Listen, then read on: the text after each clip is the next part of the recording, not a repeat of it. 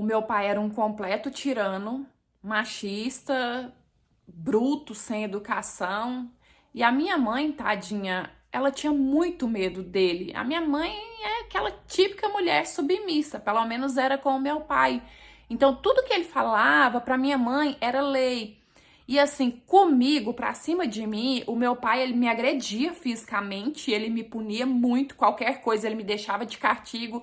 Já a minha mãe, ele não chegava a agredir fisicamente, mas em compensação, tudo que ele podia falar pra humilhar a minha mãe, ele falava e ela não respondia nada.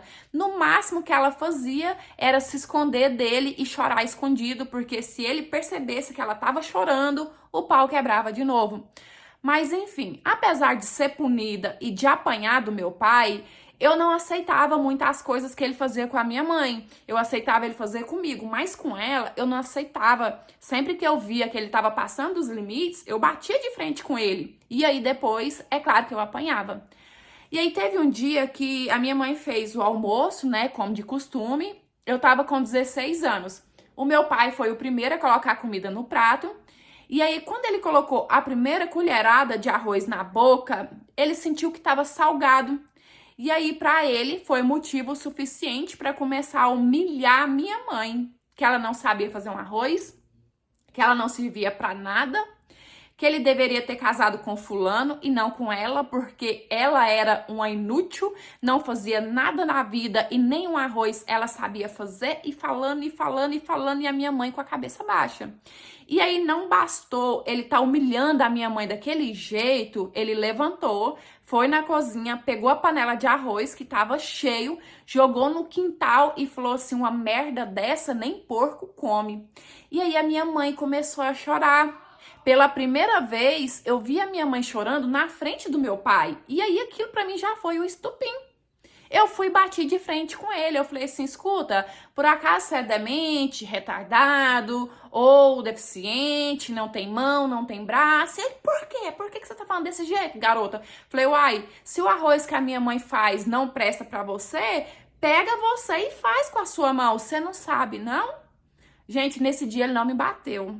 Ele virou pra mim e falou assim: sua cachorra, me xingando, sabe? Do jeito que ele fazia com a minha mãe. Junta suas coisas e sai da minha casa. Sai da minha casa agora. Na hora da raiva ali, eu nem pensei o que eu ia fazer da vida. Eu só juntei as minhas coisas e saí. Juntei poucas coisas também. Mas quando eu fui pra rua, a ficha caiu e eu pensei assim: pra onde que eu vou? O que que eu vou fazer? Porque eu não tinha absolutamente ninguém para me ajudar. A única pessoa que poderia me ajudar naquela situação era a minha avó. E tinha uns 5 meses que a minha avó havia falecido. E aí eu fiquei perambulando, perambulando, até que eu pensei na minha melhor amiga. E com muita, e eu preciso falar, muita vergonha, eu resolvi bater na porta da casa dela e pedir abrigo. Até porque já estava escurecendo e eu pensei: como que eu vou passar a noite na rua? Falei para ela: amiga, conversa com seus pais, explica para eles que eu vou ficar aqui só por um tempo, se eles deixarem, é claro. Enfim, ela foi lá, conversou com os pais dela me aceitou na casa deles, só que eles falaram pra mim assim, deixaram bem claro que ia ser só por alguns dias. Eles falaram assim: olha, você não pode morar aqui, a gente não tem condição, é só por uns dias. Enquanto isso, vai procurando trabalho, vai procurando um lugar pra você ficar de verdade.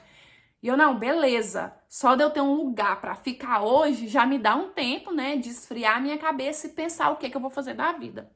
Enquanto eu fiquei na casa deles, eu não fiquei encostada, não. Até porque, gente, eu sempre fui muito sistemática, sabe? Eu nunca gostei de sentir que eu tivesse incomodando as pessoas, entende? Então, assim, metade do dia eu tava cuidando dos afazeres da casa.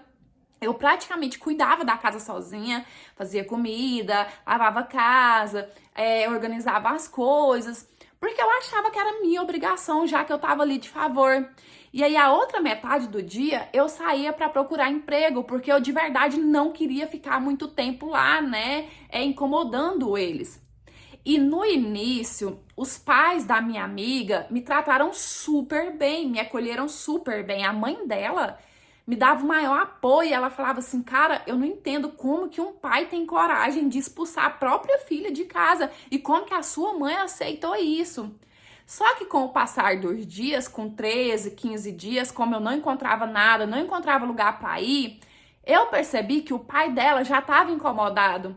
Eu olhava para ele e ele estava sempre de cara feia, sendo que ele não era assim no início. Sabe quando você toma ranço de uma pessoa que parece assim que qualquer coisa que aquela pessoa faz é motivo pra te deixar assim com raiva? Então eu sentia que o pai dela tava assim comigo. Então eu pensei, é hora de pegar as minhas coisinhas e seguir o meu rumo, seja lá qual for, porque eu não tinha lugar pra ir. Arrumei as minhas coisinhas e a minha amiga super preocupada, pra onde você vai? A amiga não vai pra rua. E eu, não, amiga, falei com a tia minha, vou poder ir pra casa dela, vai ficar tudo tranquilo agora e tal. Só que não tinha tia coisa nenhuma, gente. Só pra não deixar ela preocupada. E aí eu fui pra rua.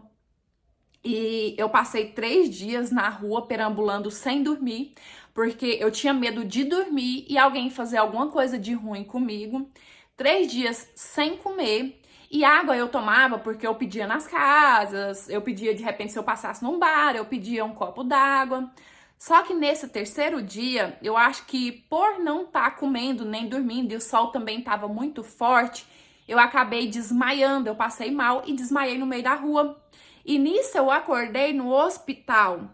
E aí quando eu acordei no hospital, né, fizeram medicação em mim, colocaram soro e tal, o médico veio falar comigo se eu não tinha ninguém, o que eu tava fazendo na rua. Por que que eu tava ali aparentemente tão desidratada? E aí eu falei pra ele que eu tinha sim família, mãe, pai, mas contei o que tinha acontecido. Eu não sabia que se eu contasse ia acontecer o que aconteceu. Eles acionaram o conselho tutelar, a polícia, e aí, né, essas instituições aí, polícia, conselho tutelar, obrigou os meus pais a ir pro hospital, e quando eu recebi alta, o meu pai foi obrigado a me levar de volta para casa. E assim, eu não queria voltar para casa, né? Eu não tinha para onde ir, mas eu não queria voltar para casa, mas eu também fui obrigada a voltar para casa.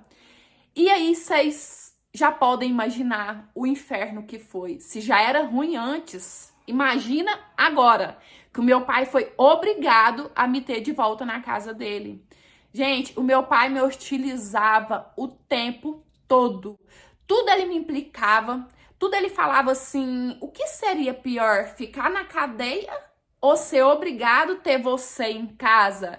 Tudo ele me alfinetava, me cutucava, a gente discutia, ele me deixava de castigo, virou um inferno, dia após dia desse jeito. Até que teve um dia que eu cheguei a um ponto que eu falei assim, Deus, eu não suporto mais. É muita angústia, é muita tortura, o meu pai me torturava. E eu decidi que eu ia pôr um fim naquela angústia, naquele sofrimento meu. Nesse dia, eu misturei um monte de coisas que eu não vou falar aqui, inclusive não façam isso, e tomei, né? Na intenção de acabar mesmo com o sofrimento. E aí, alguns minutos depois que eu tomei, eu comecei a sentir muito mal, o meu estômago doía demais. Eu comecei a sentir falta de ar, e aí o meu peito ele começou a bater tão forte, o meu coração, na verdade, que a impressão é que ele fosse explodir, sabe? Não era rápido, acelerado, era forte mesmo. E doendo, subindo aquela dor e meu coração batendo forte, até que eu apaguei. Eu fiquei 25 dias em coma no hospital, só que a gente não tem essa noção, né? Pra mim, parece que eu dormi 25 minutos. E desses 25 dias, a única coisa que eu tenho noção, que eu lembro, é um sonho que eu tive, ou um aviso, não sei. Era um homem nesse sonho, que eu sei que era um homem pela voz, mas eu não consegui ver o rosto dele, eu só consegui ver uma sombra. E ele falava assim pra mim, com uma voz muito macia, sabe? Eu lembro que a voz dele causava um conforto, um aconchego em mim, que eu queria que ele continuasse falando pra mim.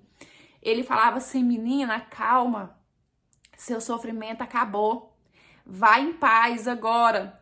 Só que lembra de uma coisa, não guarde rancor. Olhe só pra frente, nunca olhe pra trás. Essa frase ficou tão assim na minha cabeça que eu tenho ela tatuada. Olhe pra frente e nunca pra trás. E aí no final ele falou assim: pega todo o sofrimento da sua vida e usa para fazer o bem ao próximo, o bem a quem precisa. A única coisa que eu lembro desses 25 dias. E aí eu acordei, né? E eu acordei muito debilitada. Eu fiquei muito debilitada, porque eu quase fui de arrasta pra cima, gente. Eu não fui porque, né, não era o dia de ir, sei lá, porque Deus teve dó. Então, ali no começo que eu acordei, ninguém me contou, mas eu via que as pessoas estavam estranhas comigo. A minha mãe vinha me visitar no hospital, eu via que ela estava muito diferente, muito esquisita, mas ela também não contava. Até que quando eu recebi alta, eu já tava bem forte, né? A minha mãe ia me levar pra casa, ela me contou, ela falou assim: filha, seu pai faleceu. Tinha 14 dias que você tava em coma, seu pai teve um infarto e veio a óbito. E eu não vou mentir pra vocês, gente, aquilo me abriu um chão. Sabe, aquilo me doeu de uma forma, porque assim, eu amava, ele era um monstro, mas eu amava, era meu pai, eu não queria perder ele, eu queria que ele mudasse, eu queria que ele fosse diferente. Só que também, eu não posso negar pra vocês, depois que meu pai se foi, a minha vida e a vida da minha mãe mudou muito, e mudou pra melhor, sabe? A gente pôde fazer coisas e viver coisas que o meu pai não permitia. Hoje a minha mãe, ela é casada com uma nova pessoa, ela tem 2 filhas com esse homem, porque com o meu pai, graças a Deus, ela só teve eu. E hoje a minha mãe é uma pessoa completamente diferente.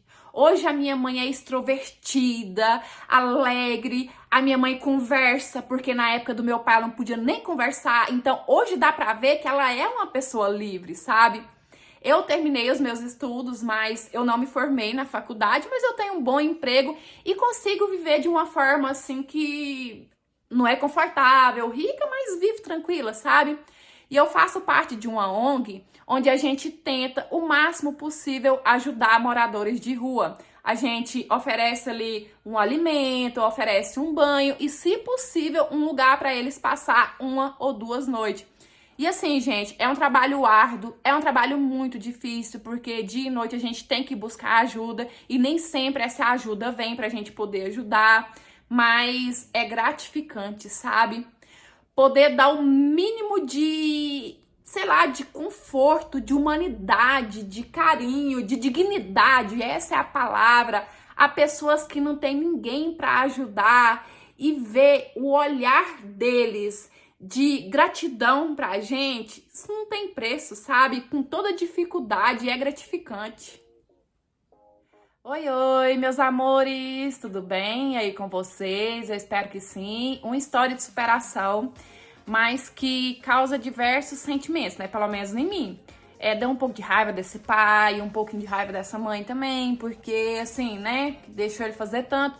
Mas eu entendo também que pessoas que vivem num relacionamento abusivo, muitas vezes ela não tem força pra lidar com o outro sozinha, né? Eu digo sozinha assim, sem um tratamento mesmo.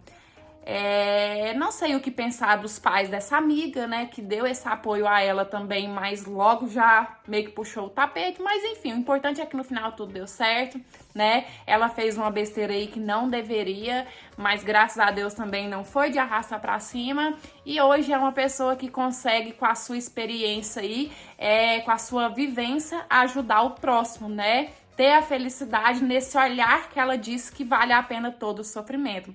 É isso, eu espero que vocês tenham gostado. Deixa aqui nos comentários quais foram os sentimentos que vocês mais tiveram durante a história, se foi raiva, se foi...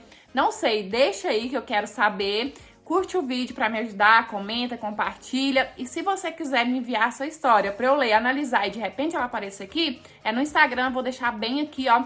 É por lá que eu recebo e eu conto com a sua história, tá certo? E é isso, beijão. Fique com Deus, fique em paz. Até os próximos. Tchau! Fui!